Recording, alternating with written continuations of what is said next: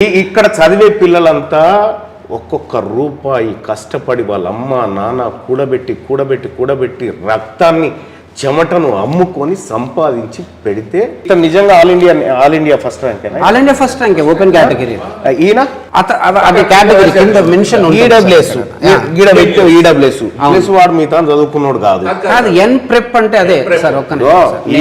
ఈ డ్రామాలే బంద్ చేయాలా జనాన్ని డ్రామాలు తెలంగాణ రాష్ట్రంలో జనాన్ని ఇక్కడ ఈ రెండో ర్యాంకు మీరు సంపాదించినారా ఇక్కడ చదివే పిల్లలంతా ఒక్కొక్క రూపాయి కష్టపడి వాళ్ళ అమ్మ నాన్న